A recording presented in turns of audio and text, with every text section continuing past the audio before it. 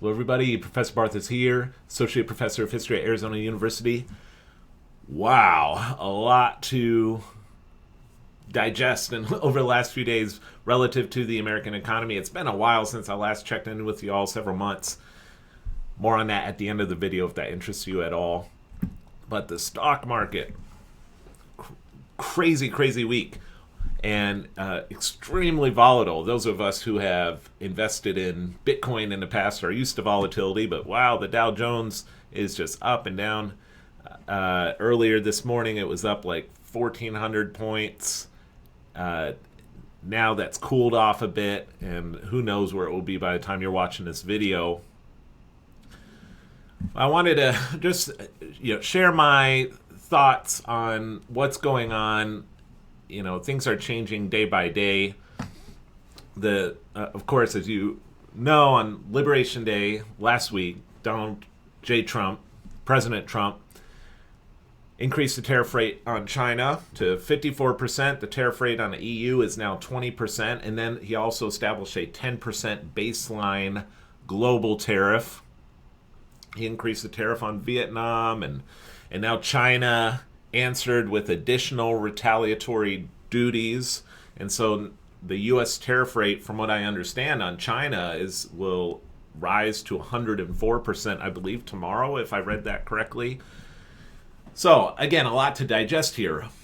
And one of the things we have to ask ourselves is, what is the motive exactly? Like, what is Trump trying to accomplish? Is the goal here to compel renegotiated trade deals with other countries? If so, that appears to be working. Other countries are very eager to renegotiate some of these deals, and tariffs are certainly a tool in the chest for the United States to wield in order to rectify some of these unfair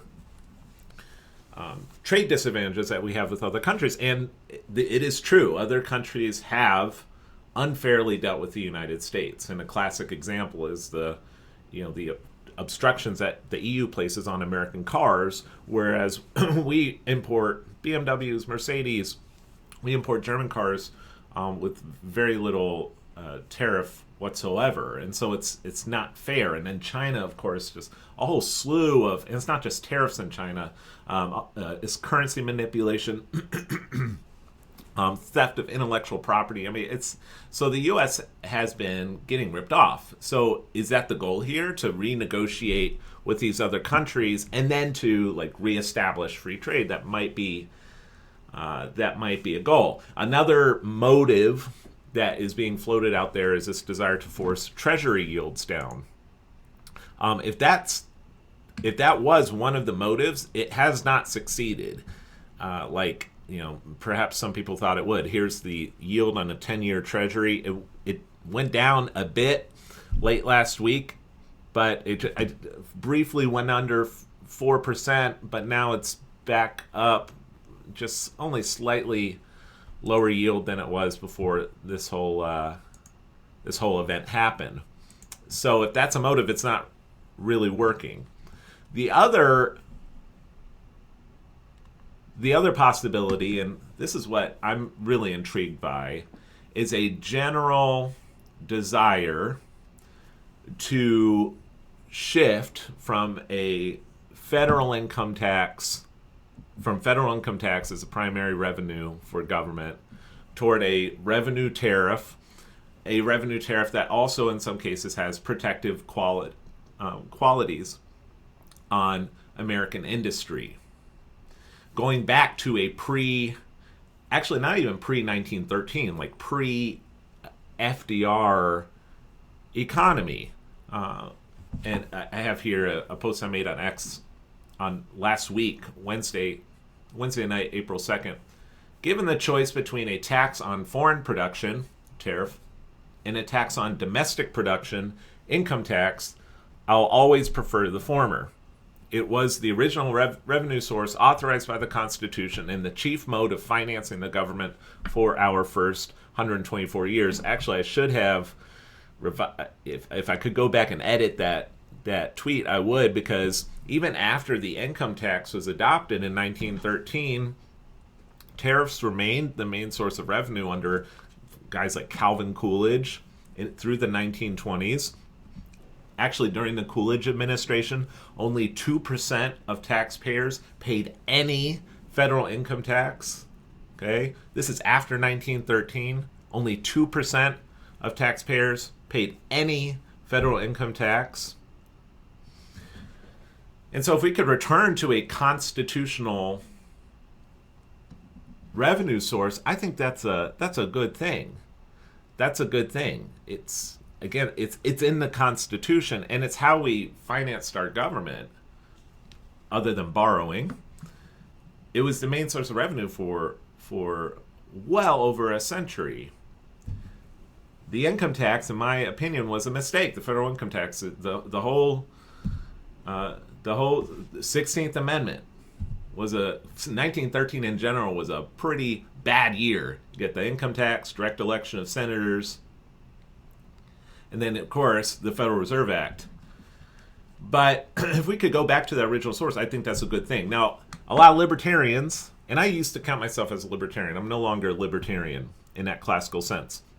But a lot of libertarians, and I recognize that probably a lot of my viewers are libertarians. Let me speak to you if you're a libertarian. For years, when I was in those circles, if you asked any libertarian who was your favorite, who was the best president in the 20th century, 9 times out of 10, they said Calvin Coolidge. Well, have you looked at Calvin Coolidge and his presidency? Because Calvin Coolidge supported not just a revenue tariff, but a protective tariff for American industry.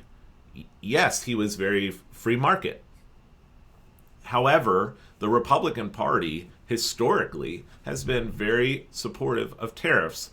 Before Coolidge, you have McKinley, and then dating back in the early parts of the 19th century, you have Henry Clay, who was part of the Whig Party, which was sort of the proto-Republican Party. And Clay had problems, okay, the Bank of the United States and all the rest. But it has deep roots. And you could argue that it played a major role in our Industrial Revolution in the late 19th century. But to the libertarians who are, getting upset with Trump over this, do you agree with this tweet that I put out about if you have to choose between, because a government needs revenue, if you have to choose between a tariff and the income tax, obviously, I would think a tariff would be preferable. If you're a libertarian and you disagree with that and you prefer an income tax, by all means, defend your position in the comments below. But from the way I understand it, even if you're a libertarian, choosing between those two, a tariff is by far the preferable way. And it kind of kills 2 birds with 1 stone, because you raise revenue, but then you also, instead of taxing domestic production, you're taxing foreign production and incentivizing domestic industry as a byproduct of that. But look, libertarians are right. I mean, trade on this point. Trade it's not a zero-sum game, okay? There's a lot of truth to the law of comparative advantage. There's a lot of truth to that. That was David Ricardo back in the 19th century, comparative advantage. I would clarify and say, well, if it's a matter of national security interest, and it's a problem that most of our pharmaceuticals are produced in China. That's a national security risk, or semiconductors. So, but outside of that, yeah, generally speaking, the law of comparative advantage works. But here's the thing with the law of comparative advantage and of the market. Under the gold standard, trade deficits self-regulated. Trade deficits self-regulated via the price specie flow mechanism. So if you ran large trade deficits, gold would leave your country, and then there was a market, the mechanism, regulation built into that, as gold would become, the gold supply in that country that's importing all those foreign goods would decrease, which would cause prices to go down in that country, and then gold would become, and imports would rise in price vis-a-vis domestic goods, and it would self-regulate. Under a gold standard, I'm actually a lot more sympathetic to the classical free trade arguments of Grover Cleveland, of Calhoun, of Jackson, of the Democratic Party in the 19th century, if you have a gold standard. The problem is we don't have a gold standard anymore to regulate that. We don't have a truly free market. Instead, we have a system where these trade deficits, look at these trade deficits. I mean, it's crazy. Have an error there. It should say Taiwan. We don't have a truly free market. We have a system where these trade deficits are artificially propped up by fiat money and by the dollar as the world's reserve currency. Okay, under the gold standard, this is not sustainable, where you have, look at all these deficits. You just go down the line. This includes both goods and services.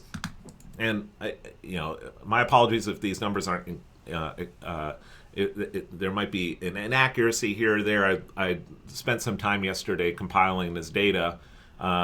China would be higher, but we do have a surplus in services to China, so the total trade deficit is $273 billion. But look at those trade deficits versus our surpluses. Here are our surpluses. South and Central America collectively, $47 billion. We have a trade surplus with Australia, $34 billion. Hong Kong, the UK.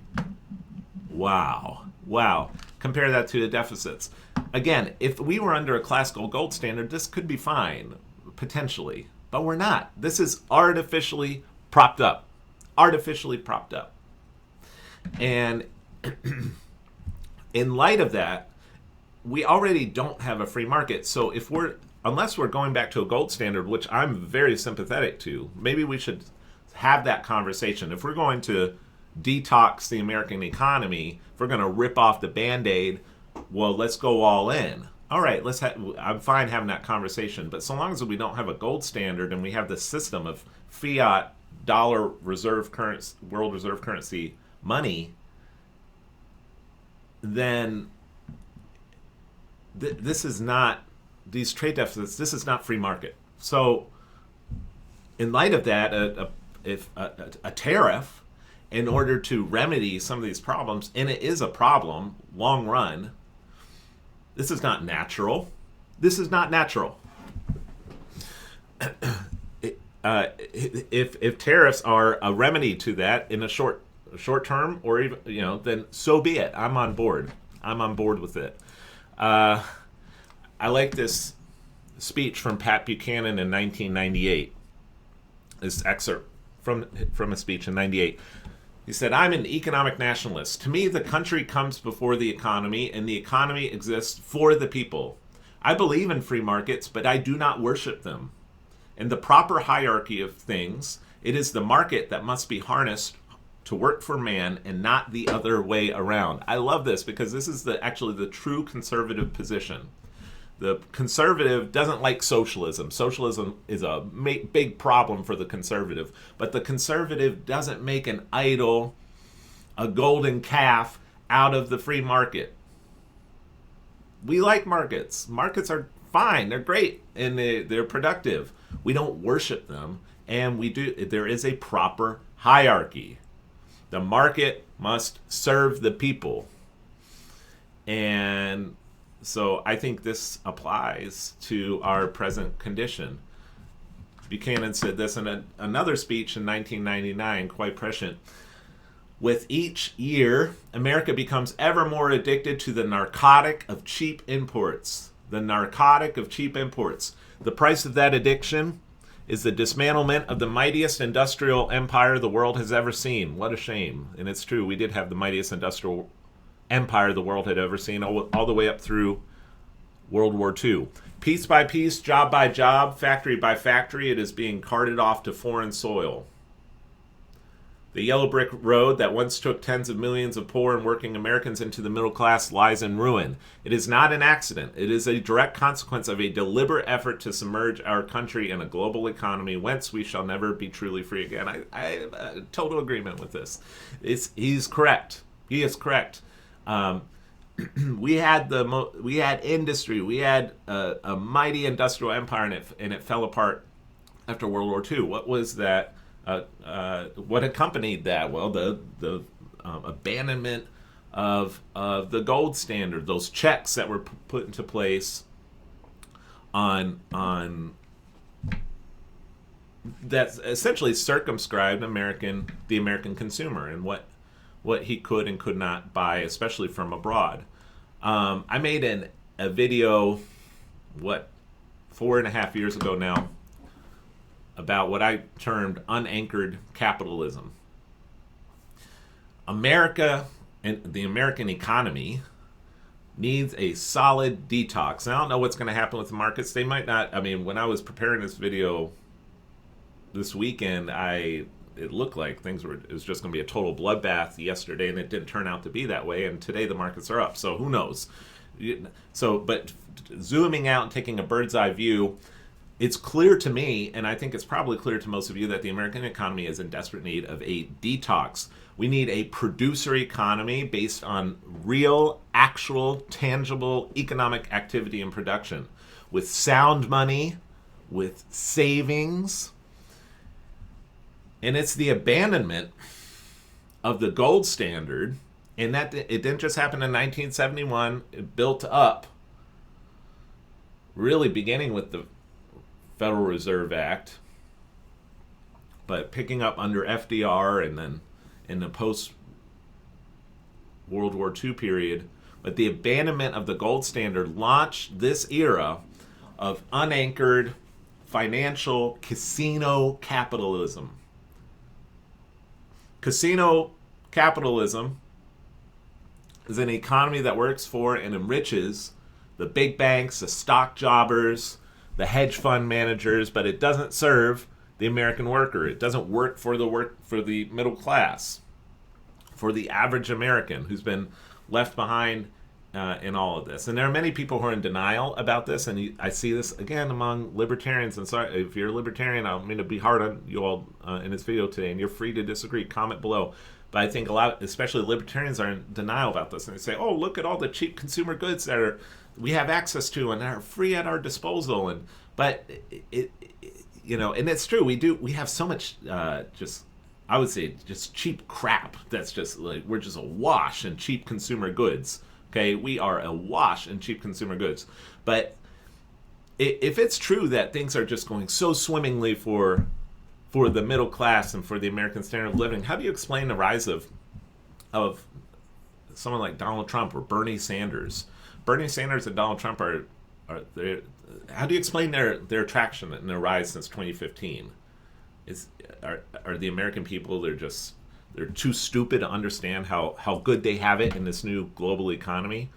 Or does it reflect a true reality that there is actually, there is wreckage across the American landscape? Pat Buchanan was right. And actually, if you look at the numbers since NAFTA, I know President Trump cited this statistic earlier this week, but I checked it because sometimes his numbers aren't accurate, let's be honest. Sometimes they are. In this case, it was accurate, sure enough. But roughly 90,000 plants and factories have closed since NAFTA. Now, we're no longer in NAFTA, but 90,000 plants and factories. That's a huge number. And a lot of Americans, we have cheap Chinese crap, but we don't have, what is our economy? There's a sort of a loss of purpose. We're, again, awash in these cheap consumer goods.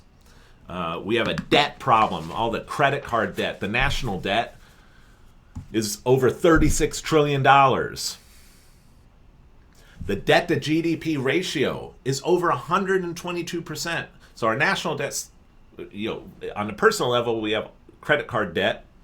And then the national debt is over $36 trillion. The debt to GDP ratio today is over 122%. In 1980, it was 34%. Even as late as the year 2000, it was 58%. Now it's 122%. Unsustainable. It can't work. It can't last. And the dollar as the world's reserve currency won't last either. So the sooner we can detox, the better, in my opinion. Because this consumer, unanchored casino capitalism economy, it's based on fake fiat money. It's based on a fake and artificially inflated stock market. and on the dollar as the world's reserve currency, something that can't last forever. I mean, look at this stock market since 1970. It's nuts. I was 18 years old in 2002, and I remember very well because I started out as a business major before I switched to history, and I subscribed to the Wall Street Journal and tracked the stock movements and everything. And I remember it was like hovering around 8,000 or so, and even in the 2000s, during the end of Greenspan years and early Bernanke years, it was hovering, around 12,000. It didn't even hit 15,000, and ever since all that QE, all that quantitative easing after 2008, look at this. It's ridiculous. Like, what is this? That looks like a bubble to me. And so one of the things that I was thinking this weekend, while also supporting these tariffs, will this provoke the popping of this massive bubble that's been many years in the making, a bubble that I've been worrying about on this channel for many years, bubble that Ron Paul has been warning about for ages? Is this that pop? Are we here? Is the pop here? Because what is this? I think there's a sense among Americans that this isn't real. That this, and you look at, our retirement accounts are bound up in this, and so that complicates things. You have a lot of 401ks.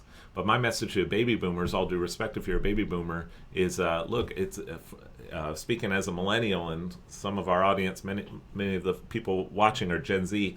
We're watching it and we're like, hey, you guys created this, okay? You could have voted for Pat Buchanan, and maybe you as an individual did, but your generation could have voted for Pat Buchanan, 35 years ago or whatever, and you didn't. And so now it's here, and the chickens have come home to roost. Sorry, but that's just the reality. It is interesting on this question of popping the bubble. I showed this chart last year. Look at that. Every recession followed a peak in the federal funds rate. We reached that peak. And look at these. The great vertical lines represent recession. We are due for a recession. So is this going to trigger that? Seems like it might.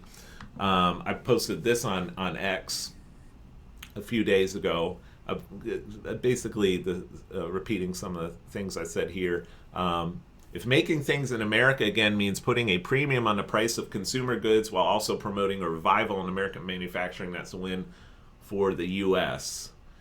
So I stand by that statement. If consumer goods are going to have to rise a little bit, and Americans actually have to exercise some discipline, which, by the way, is a very American idea. I just in my U.S. history survey, we a few weeks ago we got done with the American Revolution, and you had Americans sacrifice economically for a purpose, and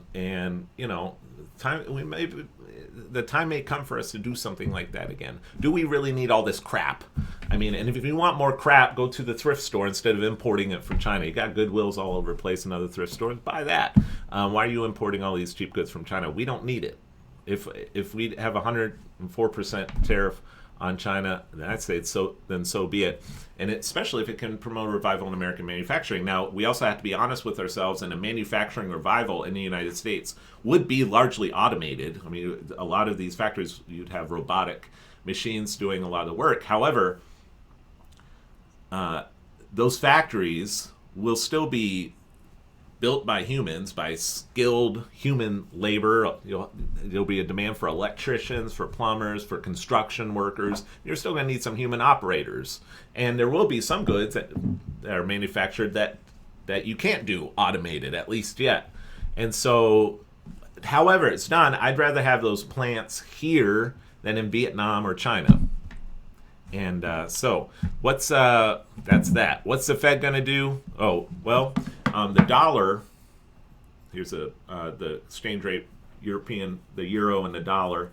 The dollar has weakened a bit, not a lot, but has weakened slightly over the last week. Not much. So we'll have to see how, we could see inflation. Inflation might rear its head again. And so a lot of eyes are on the Federal Reserve. Here's the federal funds rate. Right now, the upper limit's at 4.5%. And it's been there for this calendar year. If you zoom out a little bit, here's where we are from 2019 to 2025.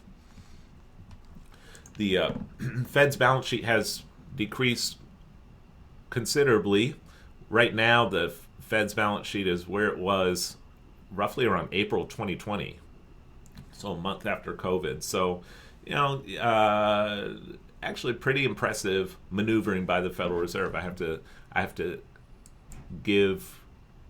to say that been able to decrease it this much, bring it down another 3 million or whatever, and you're back to pre-COVID balance sheet, which would be quite a feat if you can do that without a recession. The FOMC meetings, future ones, the last two, there was no change in the federal funds rate. There will be a meeting on May 7th. That's going to be a big meeting. All eyes are going to be on the Fed. Who knows where things are going to be in a month? There's just no telling. No telling. I'm not going to make any predictions. A month from now, we'll see. We'll see where they go, and there's the rest of the meetings. There we go. Hey, so if the bubble is about to pop, one of the questions, I think, can Americans weather the storm? Do they have the will and the grit? And I have some doubts about that. The American public can be very fickle. That's how democracies work. That's not new, by the way, in America. The American public has long been fickle. That's a feature of democracies, a downside of democracies. There are upsides to democracies as well. But can Americans weather the storm? We'll see. I think Trump's wise to go ahead and do this now, because you still have a year and a half before the midterms. But if the economy is in full-blown recession by summer 2026, I think it's pretty easy. It's pretty safe to say the Republicans will be hammered in the midterms. We'll just have to see. As far as by the way, missed you guys. It's been, I don't know, like 4 months, maybe, 4 months, 4.5 months since I last made a video. Actually, last week, as all this was going down, I was just finishing up grading my midterms. And grading midterms takes some time, so I've got that out of the way now, and we'll do another economic update in the next 2 weeks, and then I'm also going to start a series on Rousseau. All right, Jean-Jacques Rousseau will continue our foundations of Western political thought. All right, thanks for watching. See you next time.